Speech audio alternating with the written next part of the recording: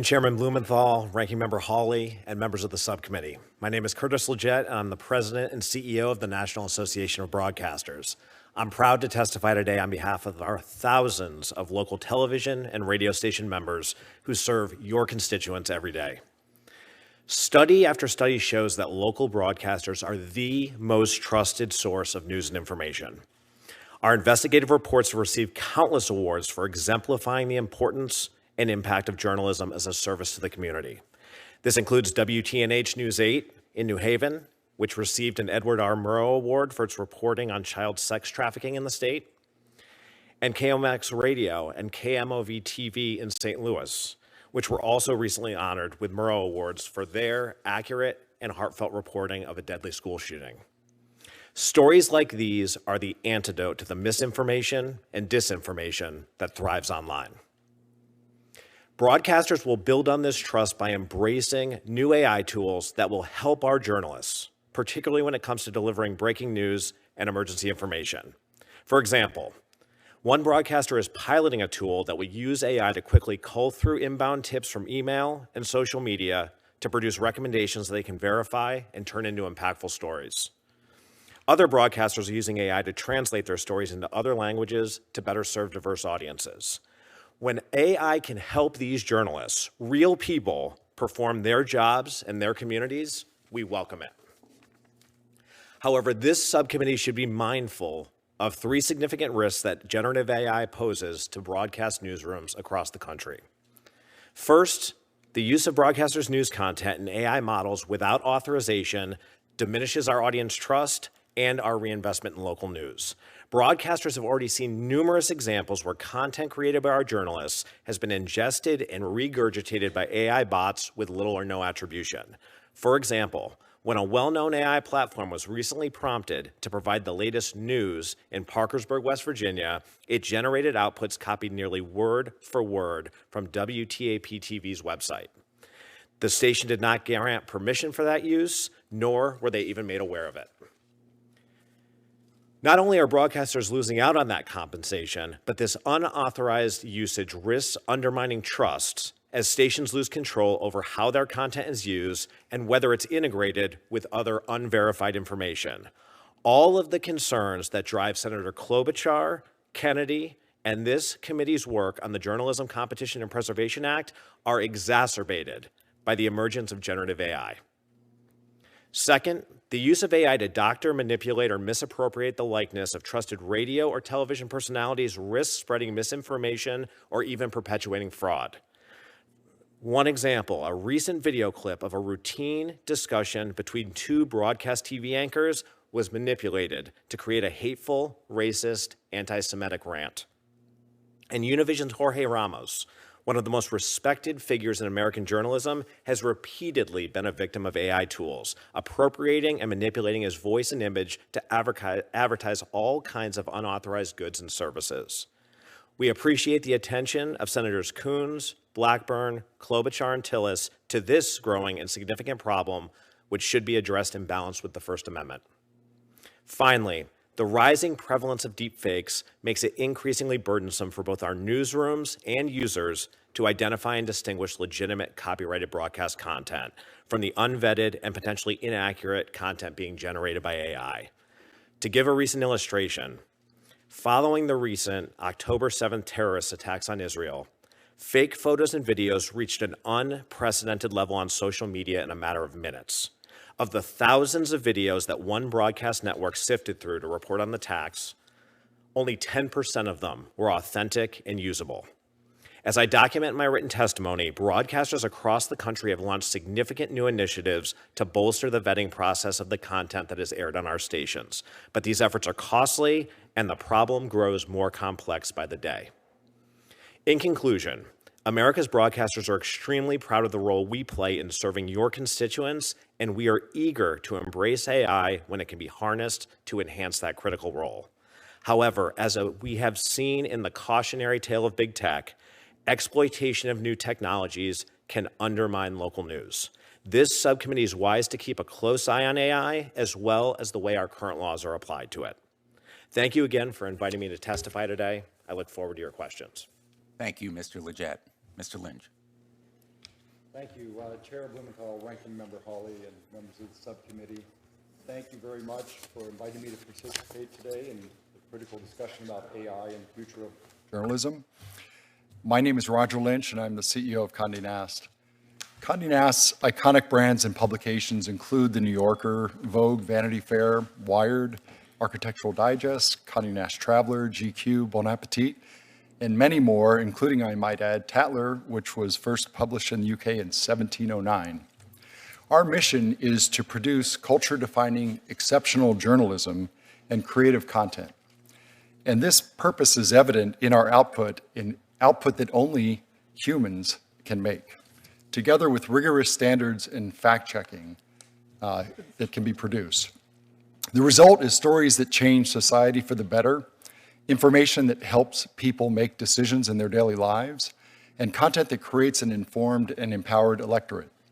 As an example, this is what The New Yorker has done for over 100 years, from the publishing of John Hersey's 1946 account of the survivors of the atomic bombing of Hiroshima, to the serialized chapters of Rachel Carson's Silent Spring, which helped launch the modern environmental movement in 1962, to more recently, Patrick Radden Keefe's exposés on the Sackler family's ruthless marketing of OxyContin, the drug that profited billions from people's addictions.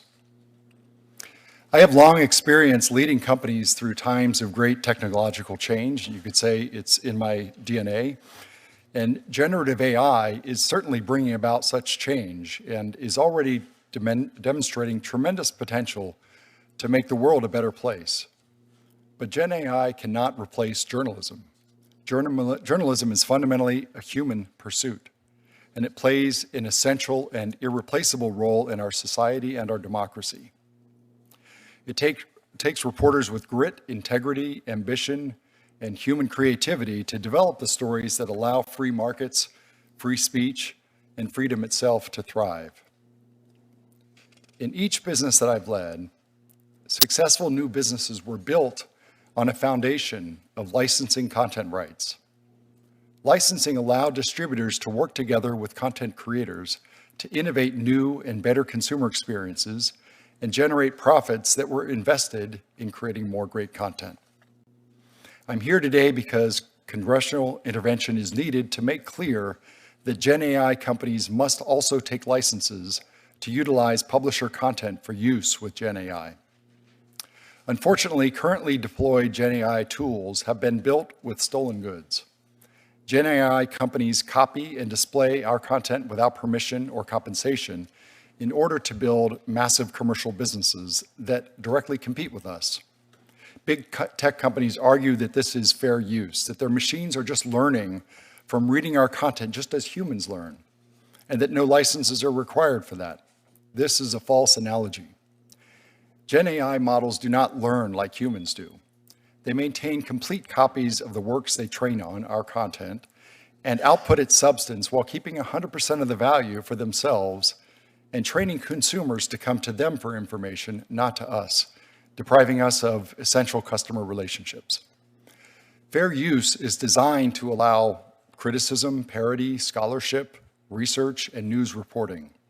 The law is clear that it is not fair use when there is an adverse effect on the market for the copyrighted material. It is that market that creates the incentive to invest and innovate in content. And in that way, the market supports journalism and innovation in the long run. Fair use is not intended to simply enrich technology companies that prefer not to pay. Moreover, Gen AI technology enables misinformation on an unprecedented scale. In the wrong hands, Gen AI can generate outputs that are customized for individuals, making misinformation in all forms, fake photographs, audio, video, and documents, look real. Widely available Gen AI tools hallucinate and generate misstatements that are sometimes attributed to real publications like ours, damaging our brands. Americans can't possibly spend all of their time determining what's true and what's false. Instead, they may stop trusting any source of information with devastating consequences. Luckily, there is a path forward that's good policy, it's good business, and it's already the law. Licensed and compensated use of publisher content for both training and output. This will ensure a sustainable ecosystem in which high-quality content continues to be produced by brands consumers trust. This will also ensure that information comes from many sources without big tech companies as gatekeepers. Licensing will support a sustainable future. In conclusion, we urge Congress to take immediate action to clarify that the use of publisher content for both Gen AI training and output must be licensed and compensated.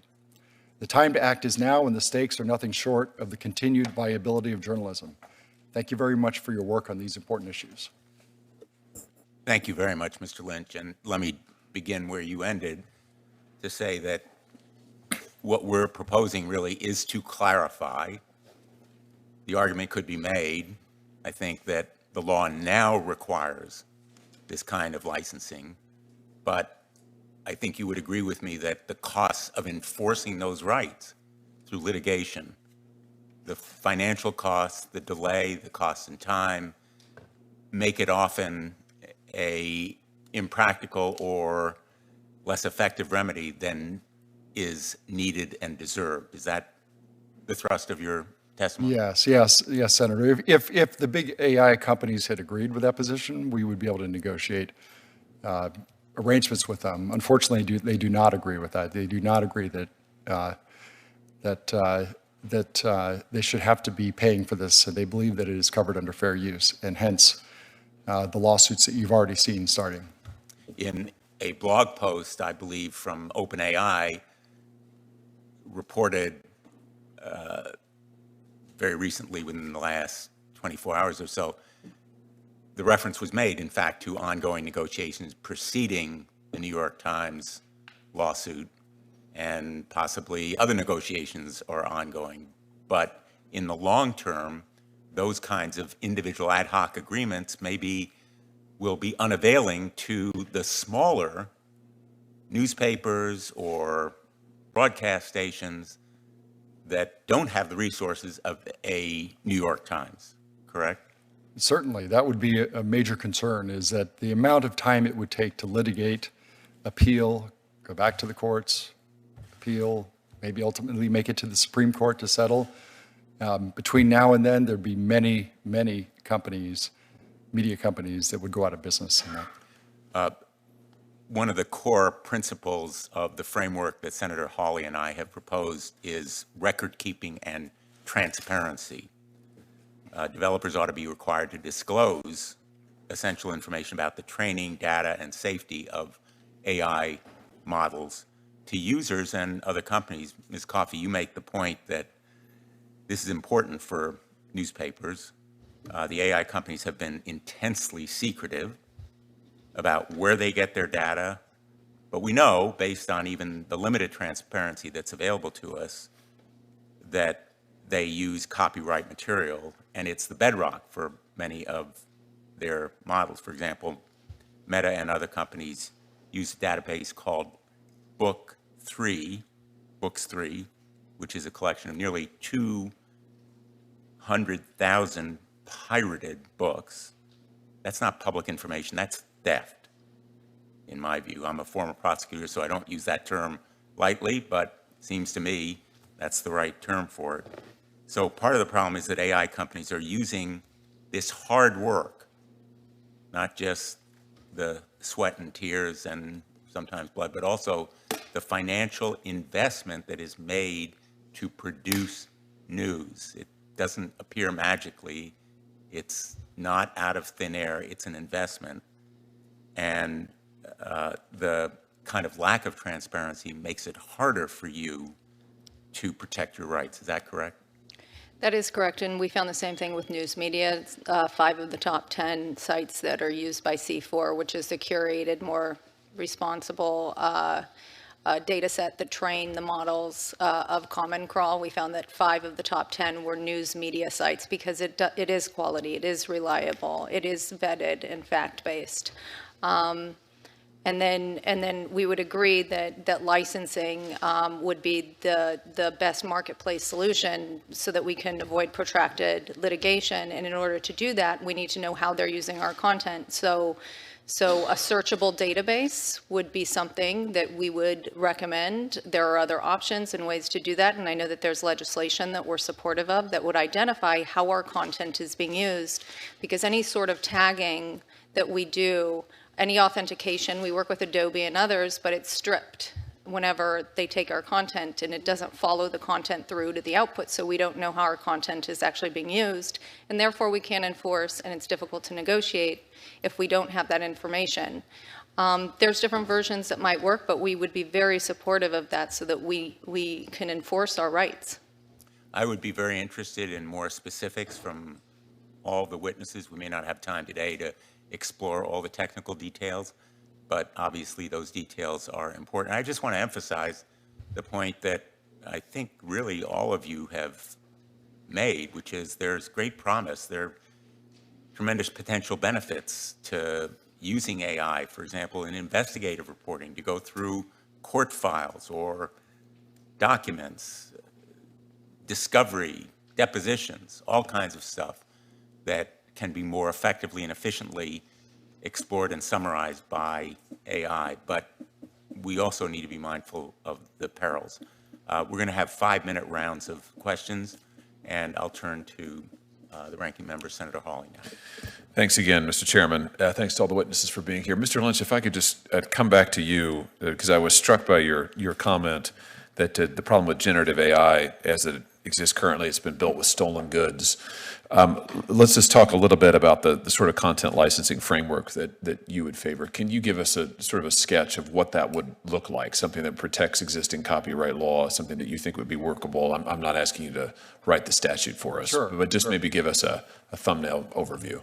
I think quite simply, if Congress could clarify that the use of our content and other publisher content for training and output of AI models is not fair use, then the free market will take care of the rest. Just like it has in the music industry where I worked, in film and television, sports rights, it can enable private negotiations. And, you know, in the music industry where you think about millions of artists, millions of ultimate consumers consuming that content, there have been models that have been set up, ASCAP, BMI, CSAC, GMR, these collective rights organizations, to simplify the licensing of that content. And the nice thing about that is it doesn't take a company the size of Condé Nast or the New York Times to create these licensing deals. These organizations can do it for all content producers. So, you know, fundamentally, we think a simple fix or clarification that use of content for training and output of AI models is not fair use. The market will take care of the rest. I have to say that seems eminently sensible to me, and it leads me to ask the question, I mean, why shouldn't we expand that regime outward? I mean, why shouldn't we say that anybody whose data is ingested and then regurgitated by generative AI, whether that's, you know, their name, their image, their likeness, why shouldn't they be able also to have a right to compensation? I mean, our copyright laws are quite broad, I think justly so. So, you know, why shouldn't, I'm very sympathetic to this argument for journalists and content creators for whom content creation is a career, but there are lots of other folks for whom it's not a career, but they create things, they have work product, they post things online.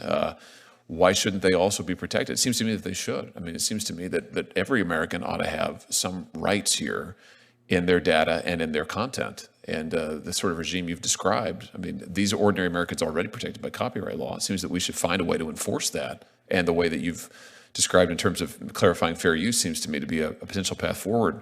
Mr. Leggett, let me shift gears and ask you about something that you said. It's in your written testimony, and you mentioned it too just a moment ago about this video clip, one of many, unfortunately, with the broadcast TV anchors that was manipulated, and we've seen this is proliferating.